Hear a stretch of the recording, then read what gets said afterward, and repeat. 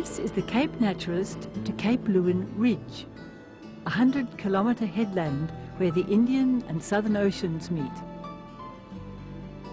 The region is noted as one of the most biodiverse on Earth, and its species as amongst the most ancient on our planet.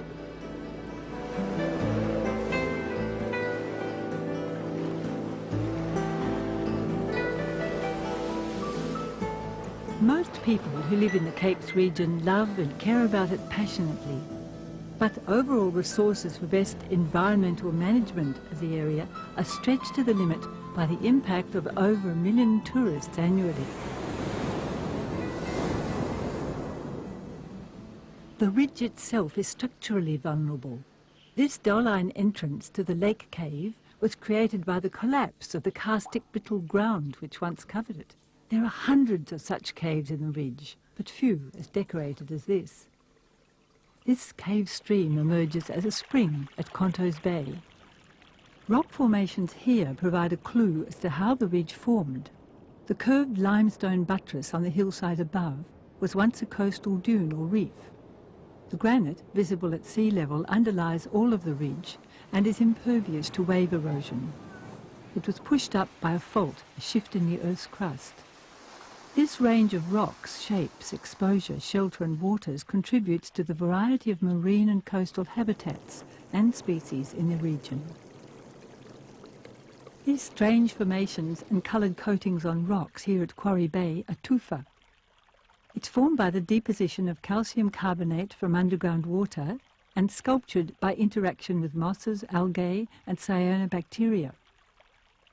On the floors of these pools, rimmed by tufa, are tiny nodules of living stromatolites, one of the oldest life forms on Earth. A Cape-to-Cape walk trail has been established by the Department of Conservation and Land Management and community volunteers.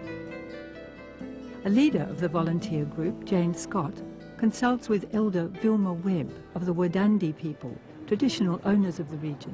Yes, it's a lovely track because our ancestors used to walk all through these hills thousands of years ago. They used to walk in single files, like the men in front, four men in front, and four at the back, and the other lots, children and the women all in the middle. And they weren't allowed to break anything or anything like that because the men would come back to look for kangaroos and things afterwards. Yes. If they'd done that, they'd frighten anything. Oh, yes, of course. Yeah. And then there's other tribes as well. Yes, and they'd know if people had been. It's a lot for people now to walk along a little track like this and to take great notice of everything. Because we all just walked in one file and took great notice. Yep. Step out of line and you know what had happened. And were there any particularly special places along this part of the track? No, the one at Wide Up where the spring comes out. Yeah. They reckon that's where Waggle was last there. Right. Before it went in the ocean or something, and that's the round rocks, they reckon that's where they laid the eggs. Oh, really? You told me when the Inji flowers, the cocky's tongues were out, that was when the skippy was? Yeah, the skippy was around, and the black boy with the flowers on the stems, that was the time the gropers come in. Oh, okay. And the cockies, that black cockatoos flew along the coastline, that was when the salmon were travelling on the coastline. Oh, yeah. We're at Quinnanup. This is the ancient quarry of the Wadandi Aboriginal people. This was their camping grounds. And this is the artefacts that they used to make all their spears and things. And some of these were used as spearheads. Some were used for skinning the kangaroos and the emus. They found the chert far out in the ocean.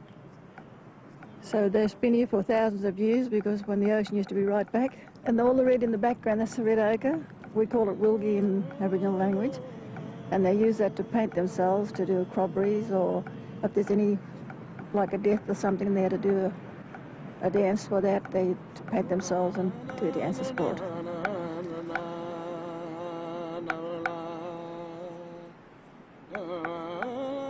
The Margaret River is of central importance among Wadandi sites, which go back 45,000 years.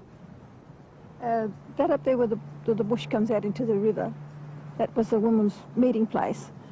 And they all got there before they went on to have their babies, to have a meeting, ladies.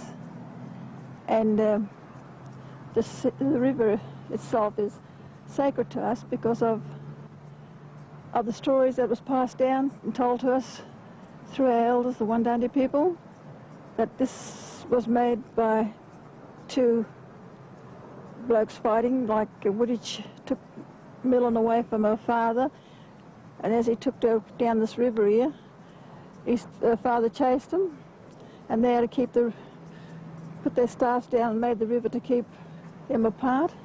He followed them right down through here, and when he come down along here, when he was in the water down here, he's Wooditch turned him into the carden. That's the old groper, and she was crying for him, so he turned him back into his self again, and then he let him go from there. They went to Milianup, and he went back to the cave. That's just down from the car park up there. There's a little cave. He died and they buried him in that little cave. The Rainbow Cave, near Prevelly Camp and Caravan Park, is another important site. This is the birthing place of the Aboriginal people when they lived down here quite a few thousands of years ago down near the lagoon. They came here to have their babies. By the time they walked up the hill, they'd be ready to deliver their babies, and the old women used to come with them. And it's been always known to us as the birthing place of the tribe. The Wandandi people walked from Prevelly Campground over the Narrabub headland to fish here, from what they refer to as salmon rocks. When the salmon were running, they were joined by groups from inland who shared the abundant catch.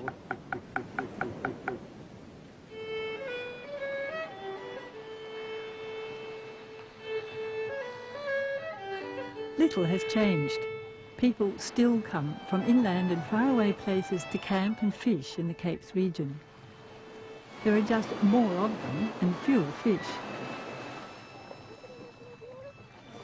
But there are enough fishy tidbits to feed these Hamilton Bay rays, which children attract by splashing. Robin and Bindi Warrilow have worked and raised their children here since 1976. The Hamilton Bay area is probably one of the oldest European usage area in the southwest as far as professional fishing goes. When MC Davies had his timber empire down here in the early 1880s, and before he built the jetty out here, they fished. But apart from that, many of the visitors that come down here all say, it's a pristine environment. Look, it's unspoiled, but really, it's been used for a long period of time, and in the early days they did quite a bit of damage. And the hills up behind us here were continually burnt to keep the fire risk down so the bloody Hamilton Bay town site didn't burn, and their storage of timber supplies, which they kept on the beach down here, weren't burnt. So that continual burning resulted in much of the vegetation being removed, which we're attempting to put back now through rehabilitation. But no, yeah, professional fishing, over the years there's been numbers of boats come down here, and they come and go, and we've seen numbers increase and then decrease. But under the current fishing management regime now, they limit the number of licences in the area, which are good, because in the early 80s, early to mid 80s, the fish stocks were under enormous pressure down here, and they did decline dramatically. But I think with sensible management, limitation on numbers of fishermen that can fish here, we're gradually seeing fish stocks build back up. Perhaps not to what we like to see them, but they are returning, and hopefully with good management, good conservation ethics, we'll have professional fishing in this area for a long, long time. Yeah. So it's a matter of fishermen, professional fishermen working with the community to manage a limited resource, and the recreational sector take quite a few of our stocks, as we do too. So it's a resource sharing issue and a management issue that we've all got to sit down and talk about and discuss what are the viable management options for it. The few seagrass beds in the region are of key importance to the revival of fish stocks. They provide a nursery habitat and are a source of food. Some fish species eat epiphytes on the surfaces of their leaves, and others graze on the grasses themselves. All up, I've been diving for about 40 years, 35 years commercially in this region. Seen a lot of wonderful things, had many experiences, I guess, particularly in the marine environment and the way that it's put together in this temperate come semi-tropical zone.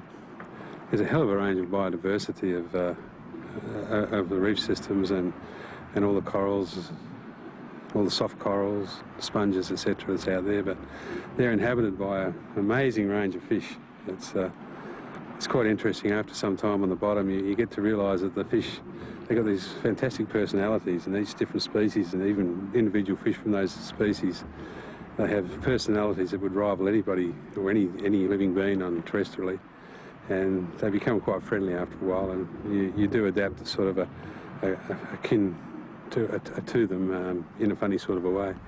I got to understand, I suppose, the marine environment, in particular the habitats and the way fish and their mannerisms through trying to, I suppose, capture those fish.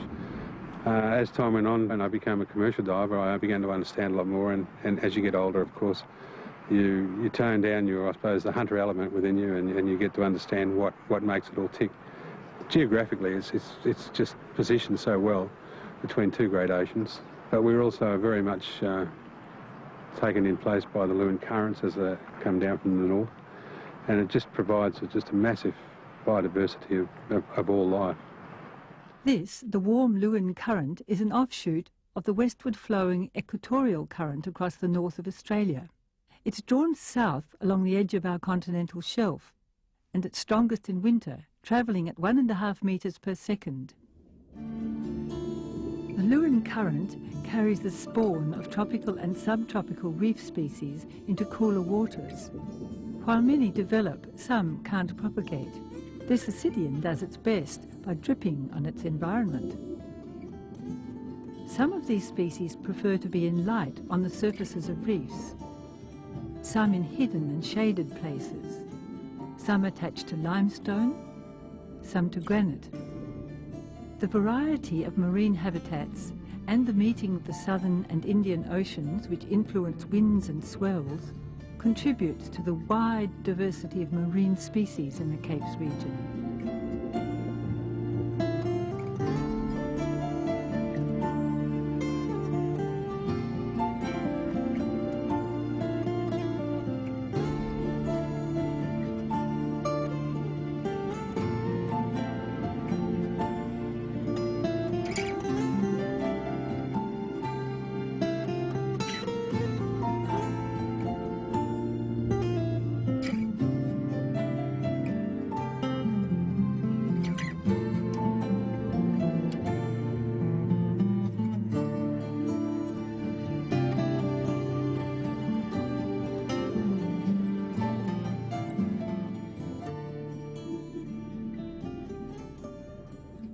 This is the cold Capes current. It flows north in summer, close to shore, inside the Lewin current.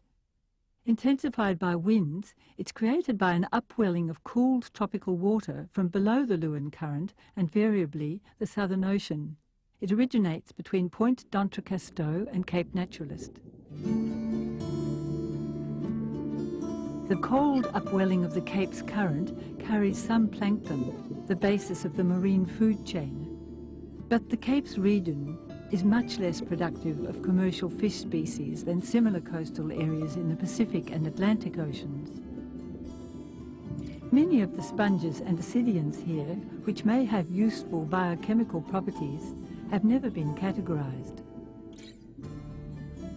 The marine world here is still largely a scientific mystery.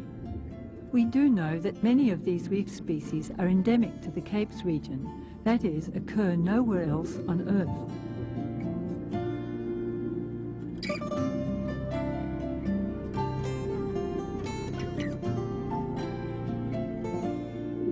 Empty shells give away the hiding place of an octopus.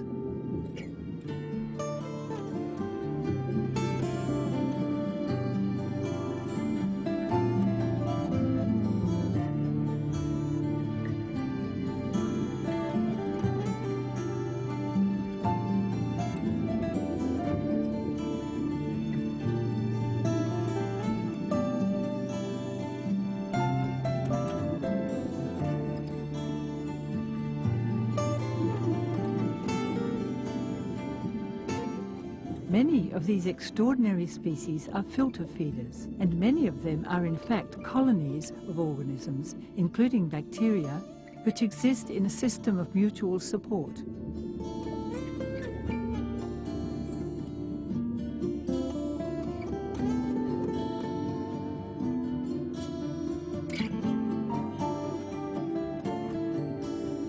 The cold Capes current transports the spawn of important commercial fish species north. The strength of the current is affected by variations in the cycle of the El Niño Southern Oscillation. This in turn affects fish stocks to the north. A weaker current results in fewer fish. This is Flinders Bay near Augusta. Dr. John Williams has spent most of his working life here. Yeah, I started swimming along the old jetty, around the piles of the old jetty, and that really got me hooked on how beautiful it was underwater, and accidentally swam over what I realised was a wreck. I saw these shiny bits of brass, so I salvaged a bit of them and took them up to the Maritime Museum. And so the Maritime Museum came down and filmed it underwater, and that really inspired in me a love of maritime history, I guess, and so I started looking for more wrecks.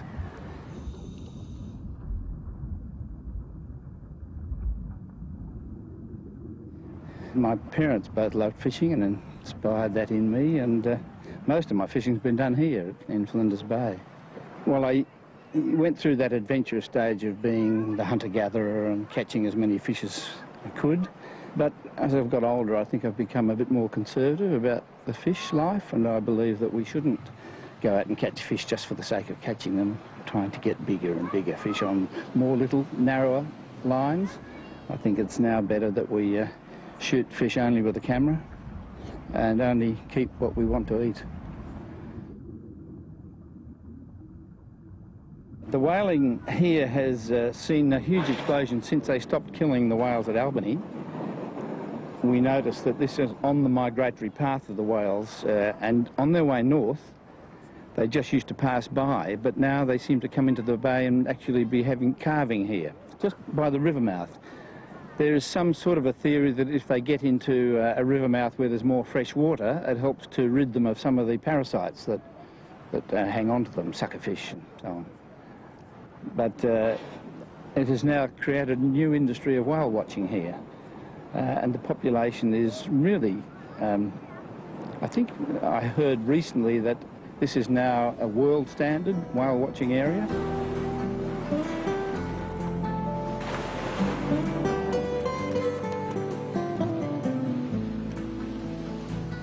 The ocean's just such a fabulous place to swim and be with my mates, and it's very refreshing. It's really good for the soul. It's quite different to the pool. It's pretty wild. It stirs you up a bit, and it's just in the past I've used the ocean for surfing and teaching kids to swim, but now it's just great to get out there and burn up some calories and see all the wonderful little things that are under the water, and just feel wild. It's a great place to be. These red-tailed tropic birds nest on the bare fortress of Sugarloaf Rock.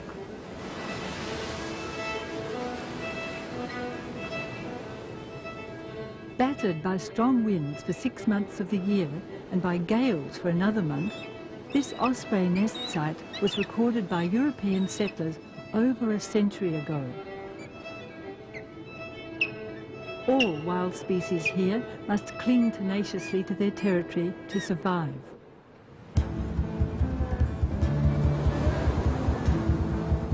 In contrast, experienced surfers depend for their safety on a code of ethics and cooperation.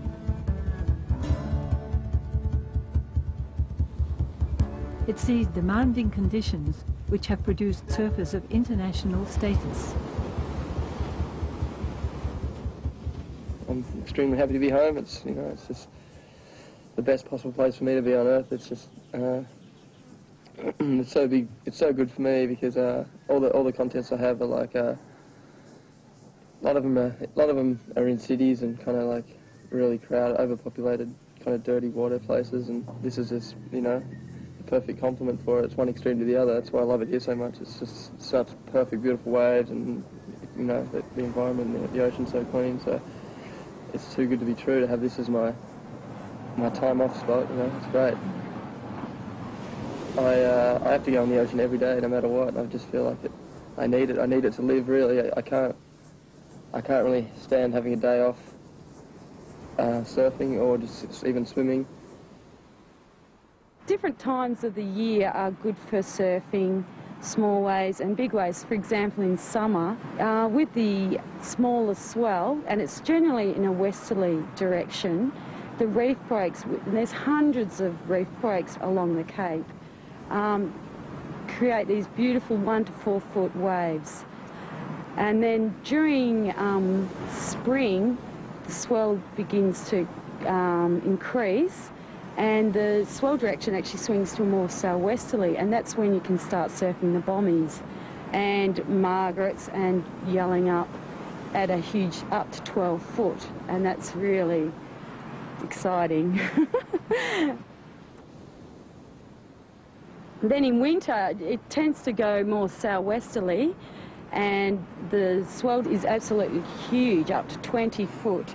And a lot of the times the winds are the wrong direction, so you surf the bays and the points, such as Gracetown and Injun Bay, and they're fantastic. So basically you can surf all year round.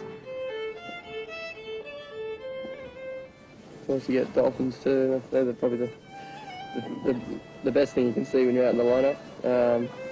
I saw a whole bunch this morning. They came through and just ride the waves and jumping out the back, and you know, everyone's always happy to see them. Kind of feels like there's no sharks when there's dolphins around, but especially Nance, my mum, swims with dolphins as much as she can. Sometimes she ends out in the middle of the ocean, just in her own little world, just swimming with the dolphins. I get kind of worried sometimes, but I think she's in safe hands. These West Busselton Primary School students are in the safe hands of their teacher, Julie Sullivan. Learning to snorkel facilitates their marine studies. The school is developing a marine shed and snorkelling trail with coast care and species protection grants. These paintings by students of Busselton Senior High School will be embedded in the snorkel trail markers near Busselton Jetty. We were snorkelling to the end of the jetty and we caught the boat G-Babe there, and we all had wetsuits and snorkels, and we went under, and on all the pylons we saw lots of bright colourful corals, and we saw a big school of herring and gardies and yellowtail. And we were studying seagrass and seaweed, and we found the difference of it. When we went to Bunkers Bay, we were looking through all the rock pools, and Mrs. Sullivan, we asked what these shells were stuck to the rocks, and they were abalone.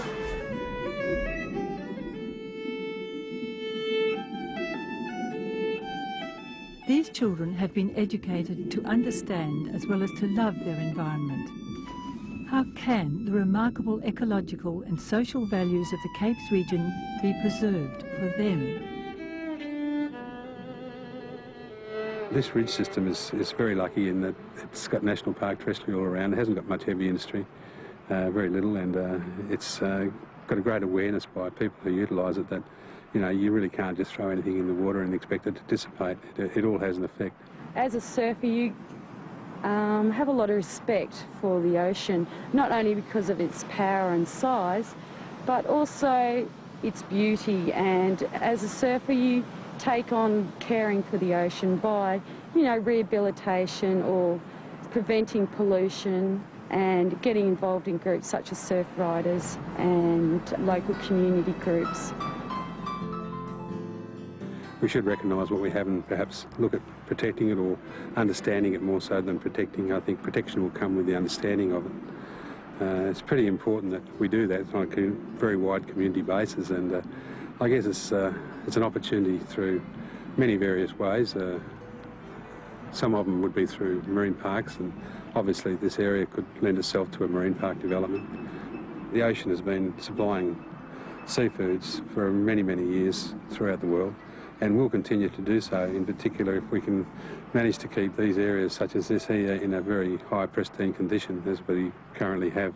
Whilst it's easy to live here now, that's obviously under increasing pressure from tourism and developers all wanting a little slice of the good life that we've had for so long. And I think now is the time to stand back and have a little look to see where we're going. Let's see if we can protect the values that we love before they're lost. Well, I think it's the beauty of the coastline and its natural resources that have brought so many people here to live in this environment. And I think it's up to us to set an example that if we want it to stay the way it is, we have to be proactive and start listening to government who are asking for us for suggestions as to how this should be maintained and preserved. A community input is the way, I believe, and I think we just need to ask the people who are involved in the sort of things we want to preserve.